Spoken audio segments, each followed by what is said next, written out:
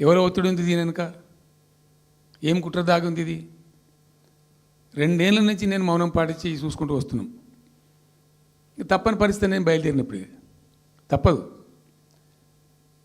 అటు కేంద్రాన్ని ఎక్స్పోజ్ చేస్తాం, ఇటు రాష్ట్రాన్ని ఎండగడతాం ప్రజల మధ్యలో ఖచ్చితంగా. ఇలా మొత్తం విస్తారంగా మాట్లాడినాం, చర్చించినాం. చాలా పెద్ద ప్రజా ఉద్యమాన్ని శ్రీకారం చుడతాం.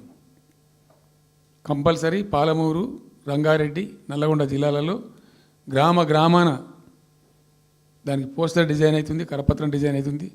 ప్రజా ఉద్యమాలు చేస్తాం, పెద్ద బహిరంగ సభలు పెడతాం. నేను స్వయంగా అటెండ్ అవుతున్న బహిరంగ సభలకు. ప్రజాక్షేత్రంలో ఈ ప్రభుత్వం యొక్క నిష్క్రియాపరత్వాన్ని ఎండగడతాం. ఇప్పుడు వాయిస్ అయితే తెలంగాణకు, మరి తెలంగాణకు ఉన్న ప్రభుత్వం మాట్లాడకపోతే ఇంకెవరు మాట్లాడాలా? మాకు 2 బాధ్యతలని, ఒకటి తెలంగాణ తెచ్చిన పార్టీగా, రెండవది ప్రధాన ప్రతిపక్షంగా కూడా కంపల్సరీ మా డ్యూటీ మేము చేయాలి. అందుకోసం గాను వీళ్ళు ఏదో తమాషకు మేము అదోటి ఇదోటి అడ్డం పొడుగు మాట్లాడి, కిరికిరి మాటలు మాట్లాడి, ఈ కారు కూతలు కూసి ఏదో చేస్తామనుకుంటే నడవదిగా. ఈ ఏళ్ళ దాకా వేరే కథ, రేపటి నుంచి వేరే తోలు తీస్తాం ఎక్కడికక్కడ. ప్రజలు ఖచ్చితంగా ఎక్కడికక్కడ నిలబెట్టే ప్రయత్నం చేస్తాం. అడుగున చెక్ చేస్తాం, ప్రతి విషయంలో చెక్ చేస్తాం.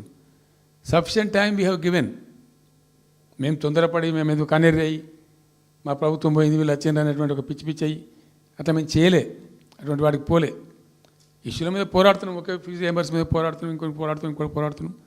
రకరకాల భూదందాల మీద, దోపిడీ మీద, లగచర్ల మీద, గిగచర్ల మీద పోరాడుతున్నాం. పార్టీ కొట్టాడుతున్నది, తప్పదు కాబట్టి కొట్టాడుతాం.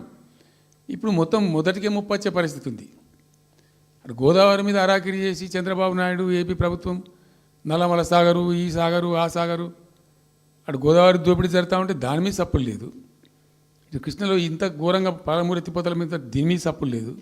మరి ఎవరి ప్రయోజనాల కోసం ఉన్నట్టు రాష్ట్ర ప్రభుత్వం? ఏం చేయడానికి ఉన్నట్టు? ఏం జరుగుతున్నట్టు రాష్ట్రంలో? కాబట్టి ఎట్టి పరిస్థితుల్లో నేనే స్వయంగా రంగంలో దిగాలనుకున్నా. దినం ఈరోజు డిసిషన్ అయిపోయింది. 2-3 రోజులలో, 2-3-4 రోజులలో, రాబోయే 3-4 డేస్లో ఆయా జిల్లాల నాయకులతో సమావేశమై ఖచ్చితంగా చాలా పెద్ద ఎత్తున అక్కడ గ్రామానికి డప్పు కొడతాం, మొత్తం సభలు పెడతాం, కవులు, గాయకులు, కళాకారులు అందరినీ తట్టి లేపుతాం. మీ పత్రికా విలేకరులను కూడా రిక్వెస్ట్ చేస్తాం. అక్కడ జరిగే అన్యాయాన్ని, ప్రజలకు జరిగేటువంటి అన్యాయాన్ని, ఈ జలదోపిని అరికట్టాలని ఈ కేంద్ర ప్రభుత్వం అవలంబిస్తున్న విధానాన్ని కూడా తప్పకుండా చేస్తాం. ఇన్ని రోజులు ఒక రకంగా పోయినాం, కానీ తప్పేటట్లేదు. ఇప్పుడు ఎవరితోనైనా సరే కొట్లాడతాం, తెలంగాణ కోసం భయపడం, యాందాకాని పోతాం. ఈ కొండ మీద గోపైనా సరే కొట్లాడతాం తప్ప ఇడిచిపెట్టాం. ఇక్కడ ఏమి ముఖాలు చూసేది కానీ ఇంకోటి కానీ నైసిటీస్ ఏమి లేవు. There is no necessity at all. Will fight, డెఫినెట్గా ఫైట్ చేస్తాం. ఎందుకంటే రక్షించుకోవాలి, రాష్ట్రం యొక్క హక్కులు రక్షించుకోవాలి, నీళ్ళు రక్షించుకోవాలి, రాష్ట్ర ప్రజల ప్రయోజనాలు రక్షించుకోవాలి. ఈ విధంగా ఇప్పుడు మా కళ్ళ ముందే జరిగినటువంటి దీనిలో ఈ దుర్మార్గంలో ఎట్లా మౌనం పాటిస్తాడు కేసీఆర్? ఎందుకు మౌనంగా ఉంటాం? ఎవరి కోసం ఉంటాం? ఎందుకోసం ఉండాలి? కాబట్టి అరాకిరి ముచ్చట్లు కావు. ఇష్టం వచ్చినట్టు మాట్లాడి, ఇష్టం వచ్చినట్టు ఆల్తు ఫాల్తు కూతలు కూసి ఏదో చేస్తామంటే అది జరిగేది కాదు, జరగనీయం. రెండవది, ఈ ప్రభుత్వం కూడా సర్వభ్రష్ట ప్రభుత్వం, సర్వంలో భ్రష్టమైంది. మేము చెప్తా, బీజేపీ కథ కూడా చెప్తా. ఎందుకు చెప్పా? డెఫినెట్గా చెప్తాం. అరే నువ్వు మా ఇంట్లోకి వచ్చి మాకు దోసుకపోతా అని ఊకుంటామే, నాకు అర్థం ఎవరైతుంది. ఏమైనా ఉండొచ్చు కాక, ఏమైనా ఉండకపోవచ్చు కాక, నీ చేపెట్టి పైసలు గుంజుకుంటా అంటే ఊకుంటామా? సాధారణ కాడికైతే కొట్లాడతాం కదా. యాక్చువల్లీ ఒక పద్ధతిలో ఈ రాష్ట్రం ఒక క్రమ పద్ధతిలో మంచిగా ముందుకు పోతూ ఉంటుంది. సంక్షేమం విషయంలో కానీ, అభివృద్ధి విషయంలో కానీ, పారిశ్రామికీకరణలో కానీ, ఐటీ రంగంలో కానీ, క్రైమ్ తగ్గించడంలో కానీ, లా అండ్ ఆర్డర్ మెయింటైన్ చేయడంలో కానీ ఒక మంచి పద్ధతిలో పోతూ ఉంది. ఇవాళ ఏందండి, జంట నగరాలలో పట్టభాగాలు నడి రోడ్డు మీద హత్యలు జరుగుతున్నాయి. అడిగే దిక్కు లేదు. మానభంగాలు జరుగుతున్నాయి, రేపులు జరుగుతున్నాయి. ఎన్సీఆర్బీ రిపోర్ట్ ప్రకారంగా 20% క్రైమ్ రేట్ పెరిగింది తెలంగాణలో. పీస్ఫుల్ స్టేట్ ఉండే, ఫ్రెండ్లీ పోలీసింగ్ ఉండే, అవన్నీ ముఖ్యమైపోతున్నాయి ఇవాళ తెలంగాణలో. చూస్తున్నాం మేము మౌనం పాటించడానికి చూసుకుంటూ గమనించుకుంటూ రికార్డు చేసుకుంటూ అని చర్చ చేస్తున్నాం ఎప్పటికప్పుడు. పెరిగిపోయినాయి.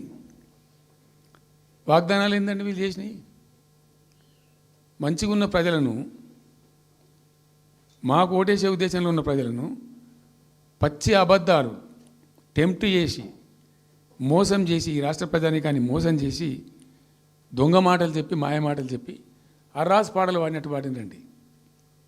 వేలం పాట వాడినట్టు. కేసీఆర్ 10,000 ఇస్తాడు రైతు బంధుకు, మేము 15,000 ఇస్తాం.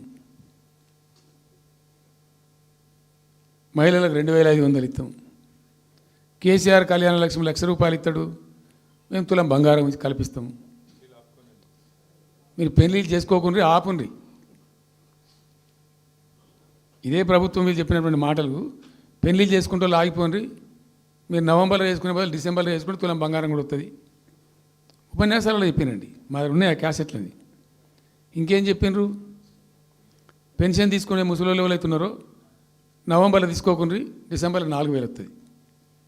తెల్లారే ఇంకేం మాట్లాడిండ్రు? ఏంటిది అది? 2 లక్షల రుణమాఫీ అని నరికిండ్రు. ఉరుకుండ్రి బ్యాంకుల పంట పోయి జల్దీ తెచ్చుకోండి. ఇది ఒక్కటి కాదు, అట్లా అర్రాస్ పడవాడినట్టే. చివరికి విద్యార్థులకు, పాపం పేద విద్యార్థులకు ఇండియా ఒక స్కూటీలు కాదా బాబు, చాలా ఉన్నాయి. శాంతాడంత లిస్ట్ 420 హామీలని చాలా ఉన్నాయి. నేను కొన్ని హైలైట్ చేసి చెప్తున్నాను. అంటే టెంప్ట్ చేయడంలో ఫర్ ఎగ్జాంపుల్ ఇప్పుడు ఇండియా మొత్తంలో ఎక్కడ ఇయ్యరండి. మేము మొత్తం కూడా 100% సమ్మిళితమైన అభివృద్ధితో మేము ముందుకు పోయినాం. ఇట్లా ఏకపక్షంగా ఏకోన్ముఖంగా పోలే. మేము ఆల్ ఫ్రంట్స్ కవర్ చేయాలని చూసినాం. పేద పిల్లలు ఉంటారు, వాళ్ళకి పాపం విదేశీ విద్య లేక సీట్ వస్తుంది. చదువుకోవాలని ఆశపడతారు, పోలేరు. వ్యక్తిగతంగా మమ్మల్ని అంటే మేము పార్టీగతంగానో వ్యక్తిగతంగానో చేసేది కొంతమేరకు. పాలసీగానే ఎందుకు చేయకూడదని చెప్పి ఆలోచించి 20 లక్షల రూపాయలు ఇచ్చింది. ఎస్సీ ఎస్టీ పిల్లలు పోతే వాళ్ళకి అంబేద్కర్ పేరు అని పెట్టినాం. బీసీ అమ్మాయిలు పోతే వాళ్ళకు జ్యోతిబా పూలే అని పేరు పెట్టినాం. రకరకాలుగా మొత్తం మీద వాళ్ళకి 20 లక్షల రూపాయలు ఇచ్చినాం. అంటే ఎట్లాంటి ఇష్టం వచ్చినట్టు అది కూడా పెంచుతాం. కేసీఆర్ 10 లక్షలు ఇస్తాం, మేము 12 లక్షలు ఇస్తాం. దళిత బంధు ఇట్లా ఎన్నండి ఇష్టం వచ్చిన అంటే నోటికి మొక్కాలిగా. అది కూడా 100 రోజుల లోపలనే ఇస్తాం. ఆ కార్డులు వంచుడు, సంతకాలు పెట్టి బాండ్ సంతకాలని ఇంటింటి కార్డులు వంచి మొత్తం చెడగోపం పెట్టారు. దిక్కుమాలిన దరిద్రం అంతా నెత్తిన పెట్టి కంప్లీట్ ప్రజలను టెంప్ట్ చేసి ఇలా వడ్లు కొంటలేరండి. సన్నాలు మొత్తం వడ్ల ప్రతి ధాన్యానికి లిస్టు, పెద్ద లిస్టు, శాంతాడంత లిస్టు. ఇక కందులకింత, మినుములకింత, పసుపుకింత, పప్పుకింత, మొక్కజొన్నకింత, అన్నిటికీ 500 బోనస్. అన్నిటికీ ఏమి దేనికి దిక్కు లేదు. పత్తి కొనే దిక్కు లేదు, వడ్లు కొనే దిక్కు లేదు. ప్రైవేట్గా అమ్ముకుంటారు, దోపిడికి గురి అమ్ముకుంటారు. పాపం ఏడ్చుకుంటూ కన్ననీళ్ళు కుక్కుంటారు. చివరికి వస్తే యూరియా సప్లై చేసే తెలివితేటలు లేవానండి. మా గవర్నమెంట్ ఉన్నప్పుడు రైతులు గ్రామాలలో ఒక ఆటో రిక్షాకి డబ్బులు ఇచ్చి 10 బస్తాలు తెచ్చి బాబు అంటే తెచ్చి ఎడ పడేసిపోతుండే వాడు పొలం కాడ. ఇవాళ రైతులు రోజుల తరబడి, గంటల తరబడి చెప్పులు పెట్టి, బీఆర్ఎస్ లేకముందు చెప్పుల లైన్లు ఉండే, బీఆర్ఎస్ ఉన్న రోజులు చెప్పుల లైన్లు మాయమైనవి. మళ్ళీ ఇప్పుడు కాంగ్రెస్ రాగానే మళ్ళీ ఇప్పుడు చెప్పుల లైన్లు స్టార్ట్ అయిపోయినాయి వరుస పెట్టి. మళ్ళీ ఇప్పుడు ఏందో యాపో బోపో తెచ్చిండ్రు. అది ఒత్తితే నడచలేదు, పిక్తలేదు. అది ఏ ఎరువు బస్తాకు యాప్ ఎందుకైనా నాకు అర్థం కాదు. ఇంకా ఆ యాప్లో కూడా నాకు పూర్తిగా తెలియలేదు. నేను రాత్రి కూడా చెప్పే ఆ యాప్లో ఏముంటుందట. ఇప్పుడు నాకు పట్టుందా, అది ఎన్ని మాటలు ఇస్తారట. సపోజ్ నాకు 3 ఎకరాలు ఉంది.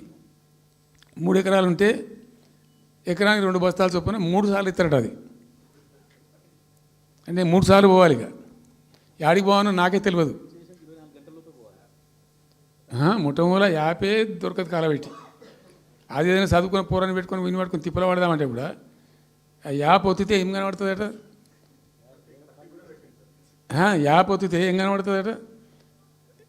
ఏ గోదాంలో ఎరువులు అని చెప్తారట. అంటే ఇలా గజ్వేల్లో చెప్తారు, రేపు సిద్దిపేటలో చెప్తారు, ఎల్లుండి సిరిసిల్లలో చెప్తారు. ఏ గోదాం ఎటు పోవాలి? ఇంతకన్నా జోక్ ఉంటుందా? రైతులకు మండల కేంద్రంలో ఎరువుల దుకాణం ఉంటుంది, తప్పితే వాళ్ళ తాలూకా కేంద్రంలో ఉంటుంది ఎక్కువ. ఆడ సాగుకారు ఉంటాడు, ఇచ్చేటోడు ఉంటాడు, అప్పిచ్చేటోడు ఉంటాడు.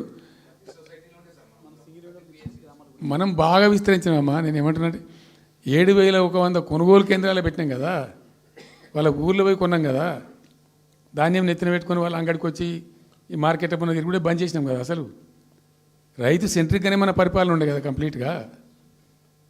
అని మొత్తం సాప్ పట్టేసిండ్రు. ఇప్పుడు అరాస్ పాటలు వాడి 2 సార్లు రైతు బంద్ కొట్టిండ్రు. పెన్షన్ 4,000 ఇస్తామని 2 నెలల పెన్షన్ కొట్టిండ్రు. చాలా భయంకరమైనటువంటి పరిస్థితి తీసుకొచ్చిండ్రు రాష్ట్రంలో. ఇంత దిక్కుమాలిన కథ. నిరుద్యోగ భృతి ఇస్తాము, ఇవాళ మొక్కాల ఎన్ని అసలు హామీలు. నిరుద్యోగ భృతి ఇస్తాము, తోకా ఇస్తాము, నోటిఫికేషన్లు ఇస్తాము, జాబ్ క్యాలెండర్లు ఇస్తాము, విద్యా భరోసా కార్డు. ఇక వాడు చూసి అడ్డం పడి ఆయన ఓటేసారు జనం. ఇప్పుడు జరిగింది ఏంది? టెంప్ట్ అయిపోయినారు. ఏమైందంటే యాక్చువల్లీ ఫ్యాక్ట్ ఏంటంటే ఇదే తెలంగాణ భవన్లో ఎన్నికలకు పోతున్నాం 2014. ఎన్నికల కమిటీ, హామీల కమిటీ ఒకటి ఉండే, మేనిఫెస్టో కమిటీ. అది రాస్తాను. దానిలోకి 2-3 రిటైర్డ్ ఐఏఎస్ అధికారులు కూడా ఉండేటప్పుడు ఒక సందర్భం వస్తే నేను అడిగిన, అసలు మనం పెన్షన్ ఎందుకు ఇస్తాం ప్రజలకు? Why do you give pensions at all? ఎందుకు ఇవ్వాలి అసలు? దానికి ఒక పరమార్థమో పర్పస్ ఉందా? అగాధం పట్టుకొని ఇట్లా పంచిపెట్టుడా ఏంది అసలు? మీ ఉద్దేశం ఏంటి సార్ అన్నారు. అనుకోకుండా దురదృష్టవశాత్తు కొందరు డెస్టిట్యూట్స్ అవుతారు, కొందరు ఫిజికల్ హ్యాండిక్యాప్డ్ అవుతారు. ఇలా మంచిగానే ఉన్నాం, ఏమో ఏమైనా ఒక యాక్సిడెంట్ అయితే కథం తెల్లారి మనం వికలాంగుడు అయిపోతాం, కదలలేని పరిస్థితికి వచ్చేస్తాం. రకరకాలు ఉంటాయి. వృద్ధాప్యం వస్తే పాపం వాళ్ళ పిల్లలు చూసి చూడకపోయారు, కొంతమంది పట్టించుకొని లేని వాళ్ళు ఉంటారు. అట్లాంటి వాళ్ళకు, అనాథలకు, ఆర్ఫన్స్కు, డెస్టిట్యూట్స్కు, విధివంచితులకు